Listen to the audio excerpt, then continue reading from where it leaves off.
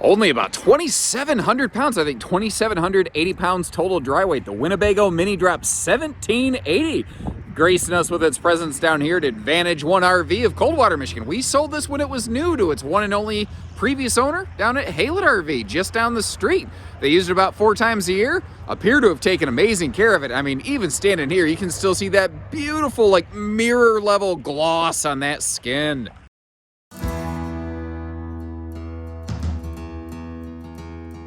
And these things might be small, but they were built like a truck. That was one of the things I've always liked about Winnebago's trailers. They are, it feels like crafted, not just built, you know. This one gives us a like a full-time rear bed that we'll see in a minute, but you have this big like wraparound mega dinette up front here. If you want to have just 1 or 2 of you up here, you could, you know, play some solitaire, play some board games. Or you could just, you know, wrap a whole bunch of people all the way around this thing. It can fold down into a sleeper if need be. That free-floating folding leg table, great for going in and outdoors, and completely carpetless, easy. Well, the camper is carpetless. There's a couple little runners in the floor in point of specificity and fact, obviously. The interior ceiling in here is a nice 6.5 foot tall as well. So despite the smaller 6.5 foot body width, you don't really feel like super cramped in here, and especially when you're sitting at that dinette, those opposing breeze windows there really opening things right up to a pretty nice degree. The view from the dinette's not bad either. Like I said, you got those opposing breeze windows. You're staring straight at the entertainment if you're so inclined, which is Bluetooth and DVD. And this one has a little kitchen slide. Not all these little teardrop jobs did that. It gives you a nice chunk of kitchen space here that doesn't really eat up the floor plan. You know, everything's kind of off the floor plan, out of the way. If I get you over here, give you a little tour of the mini kitchenette, starting with that cabinet space right there. You can see below the sink we have storage, a couple handy drawers, and this is a 3-way refrigerator.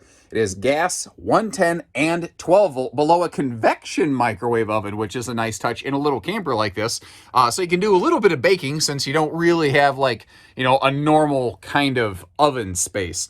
Now the rear bed back here, what's nice about this, you don't have to fold it up, fold it down. You just come in, sit down, crash when you want. Room down here for some duffel bags or some totes. You know, there's a lot. What would you guys put down here? I'm always curious about that. I like those bedside power outlets right there too. I guess if you had to, you know, if you're like a CPAP user or something, there actually is effectively like a little bedside shelf over here that I think is a very easy to miss and very big feature. The rear window doesn't open for airflow, by the way, but it does allow you some nice light. It makes the whole camper look and feel larger. And in case you're curious as to what this guy is over here, this box is full of just a whole random assortment of accessories like leveling blocks and stuff from the previous owner that it looks like they're just not camping and they don't need anymore. Now, a really cool thing, if we look up here in this bathroom, you can see it's got a power vent fan. But if you look over here, you can see you've got the switch for it outside of that. That's why the bathroom vent is, the bathroom door is slotted at the top. It has that gap. You can open, close, and turn on and off the fan and vent right from here. So you don't have to get in and out of this thing, which is a very nice thing if you're laying in bed and you just need to get some airflow because you're off-grid boondocking. Great little spot to do it. A little corner mini sink in there, and this is a wet bath. It is a very space-effective, compact little design.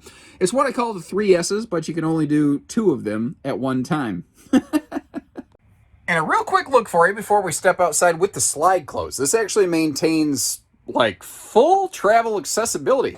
Frankly, you lose absolutely nothing when the slide is closed. You see how you can even fully open the bathroom door. So if you want to walk through there, get to the bed, you can. You know, if you're just going to stop overnight, you might not even mess with the slide out. If you're going to set up shop for a while, being able to walk past one another if there's 2 of you camping, or if you got like a big dog sleeping on the floor, it'll be nice to pop her out. Now, in terms of towability, it's hard to actually get much better because it's only 6.5 foot wide versus 8 foot like a traditional size travel trailer. It's very easy to see around. You don't feel very intimidated by a big RV behind you. It's easy. Did I just say easy to see around? I think I just said that twice, didn't I? It's obviously easy to see around both sides. We're just rolling with it today, ladies and gentlemen. One of the things this has, too, that actually, interestingly, today's Winnebagos do not have is like the best fiberglass used in the towable RV industry. This is a T60 like diesel pusher gel coat, and I love the position of that outside shower right there. I like that it's actually on the slide face where it's easy to get to so that you don't got to go crawling around in the muck to get that thing open. The trailer's only, what is it? It's like just over 20 foot long, tip to tail, tongue to bumper. Very nice size if you do want to get off grid, get to some national parks or something like that. Now up top you see that low profile air conditioner. What you may not realize is that fiberglass that we're looking at on the back of this, it actually wraps all the way up to the front nose. This RV does not have like a rubberized or TPO or PVC roof membrane. Actually, let me telescope this thing up there, get you a little peek at it, because that's just one of those things that's very uncommon, so I like to point that out. Now, you still have seal points that you need to maintain, but the overall care and maintenance of this thing is far, far less and far, far easier to manage. Now, when you're in a little camper, storage could be a big problem.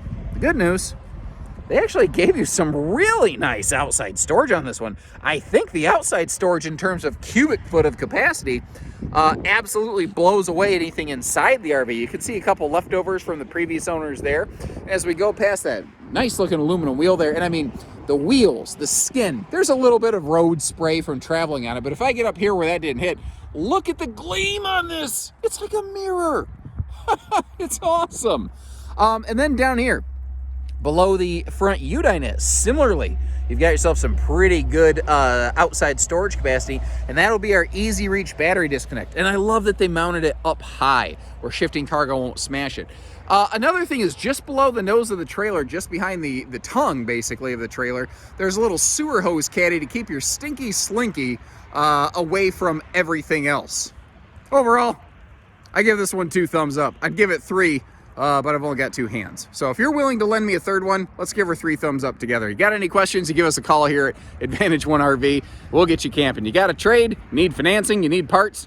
Folks, we do everything. So take care, stay safe, have fun, and happy Haylett camping, everyone.